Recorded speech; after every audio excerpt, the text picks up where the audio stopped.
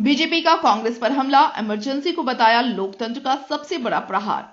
Bharatiya Janata party ने 1975 में कांग्रेस सरकार द्वारा लगाई गई आपातकाल को लोकतंत्र का काला अध्याय बताते हुए देश भर में विरोध कार्यक्रम आयोजित किया। इसी क्रम में बुधवार को बोकारो में भाजपा द्वारा आयोजित एक कार्यक्रम में पार्टी के प्रदेश उपाध्यक्ष नीलकंठ सिंह मुंडा और गोड्डा के पूर्व विधायक अमित मंडल शामिल हुए।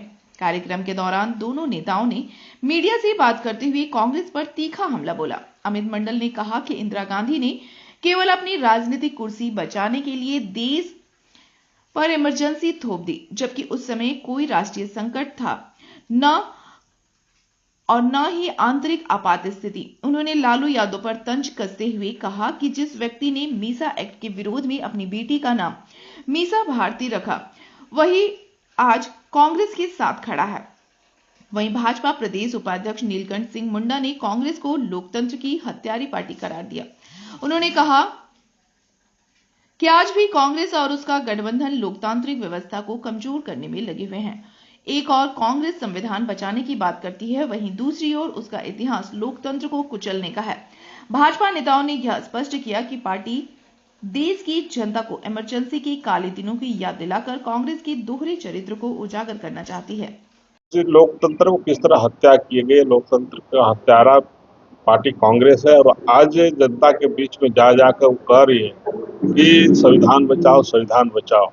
एक तरफ वो लोकतंत्र की हत्या करती है, दूसरी तरफ कहती है कि संविधान को बचाओ।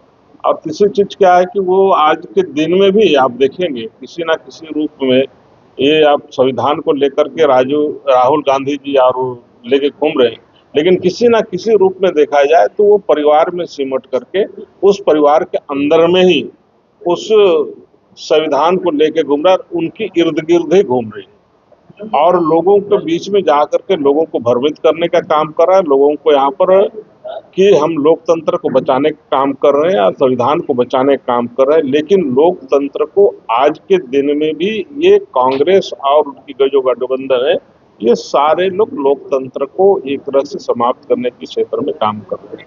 इंदिरा जी ने जब इमरजेंसी लगाया था तो इस देश के लोकतंत्र पे सबसे बड़ा प्रहार कांग्रेस पार्टी के द्वारा हुआ था और इमरजेंसी उन्होंने स्वार्थवश लगाया था जब उनकी सदस्यता चली गई थी।